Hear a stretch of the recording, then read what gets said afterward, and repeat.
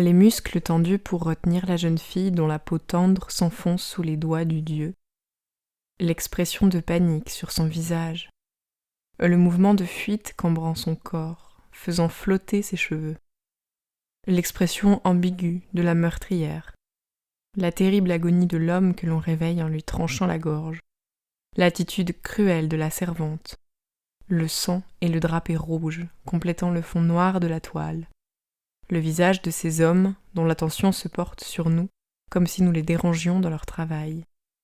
Les yeux exorbités de la méduse et tous les reptiles rampant autour d'elle. Je vous souhaite la bienvenue dans l'univers baroque.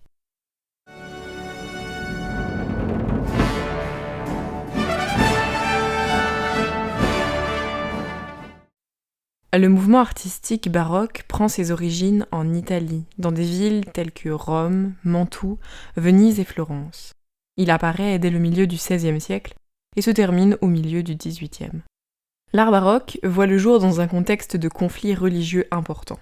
L'apparition du protestantisme au XVe siècle porte atteinte au monopole spirituel de l'Église catholique sur l'ensemble de l'Occident. C'est alors qu'a lieu la contre-réforme catholique, en écho à la réforme protestante. Elle est déclarée durant le Concile de Trente, entre 1545 et 1563. Son but est de faire reculer l'influence protestante. Pour cela, le Concile insiste particulièrement sur le rôle de la propagande religieuse dans la peinture et la sculpture. Les artistes se voient demander des œuvres représentant différents épisodes bibliques, capables de susciter un renouveau de ferveur religieuse.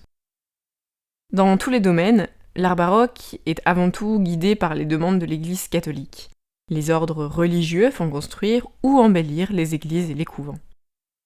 Il s'agit donc pour le baroque de marquer les esprits. Pour cela, l'architecture se pare de lourdes ornementations et de profondeur. L'art de couleurs luxuriantes, de jeux d'ombre et de lumière, d'une accentuation des mouvements et d'une expression intense des sentiments. Tout cela s'oppose en tout point à l'esprit protestant qui, se voulant plus proche du christianisme originel, se veut sobre. La contre-réforme joue la carte de la séduction à travers sa richesse et son opulence. Comme très souvent pour les dénominations de mouvements artistiques, le baroque était en premier lieu une dénomination péjorative. Dérivé d'un terme de joaillerie portugais, barroco désigne les perles irrégulières. Il est alors appliqué à l'art et à l'architecture de l'époque pour définir ce qui ne respecte pas le bon goût. Ce terme est utilisé bien plus tard, car à l'époque, les artistes se définissaient comme des artistes classiques. En peinture, malgré l'incitation religieuse, les artistes continueront à exprimer leur subjectivité, donnant naissance à différentes tendances de peinture. Les artistes se passionnent pour l'exubérance des formes, la tension, les effets dramatiques et le contraste. L'effet recherché est théâtral. Les couleurs, le plus souvent chaudes, la lumière et les ombres deviennent souvent un médium à part entière, leur permettant de s'adonner à leur sujet favori, représenter l'action au moment même où a lieu cette dernière. La méthode du clair-obscur va alors naître, et de nombreux artistes l'appliqueront.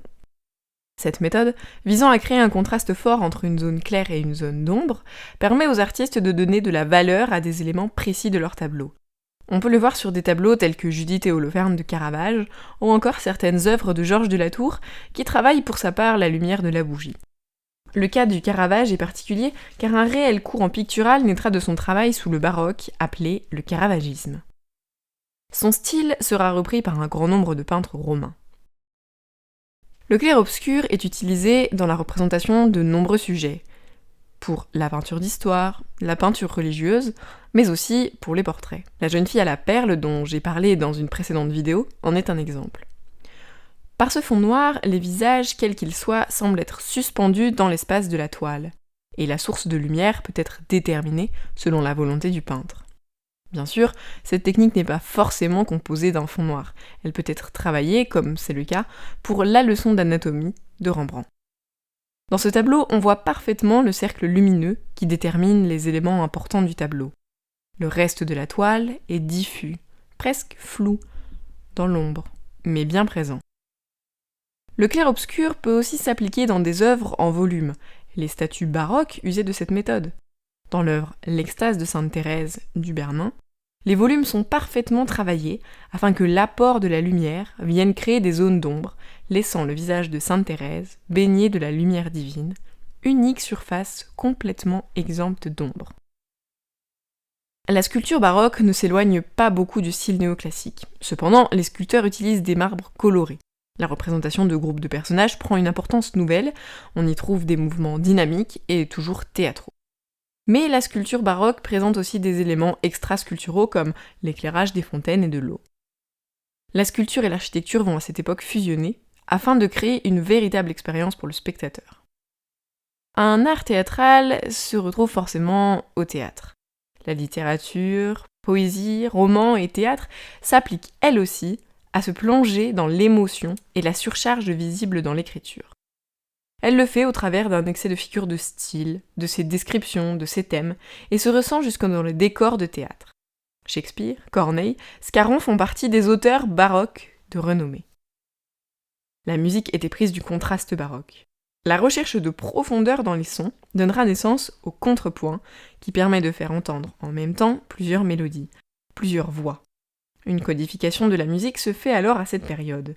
Nombreux sont les traités de musique rédigés à cet effet, qui rendront les musiques baroques très similaires entre elles. Les instruments, tels que le clavecin et le luth, sont alors à leur apogée. Les opéras et d'autres formations musicales apparaissent à cette période. Le style baroque se caractérise donc avant tout par une passion de la forme, de la lumière, du palpable.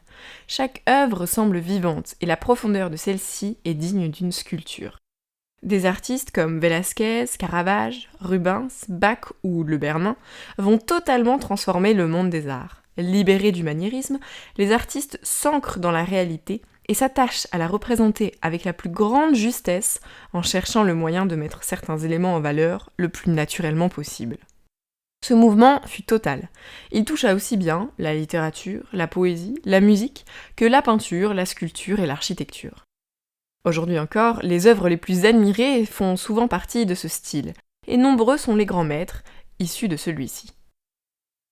Voilà, cette vidéo est maintenant terminée, j'espère qu'elle vous aura plu. N'hésitez pas à me dire ce que vous en avez pensé dans les commentaires, à vous abonner pour ne rien manquer, et si vous ne voulez pas vous réveiller face à la méduse de Caravage, laissez un petit pouce bleu.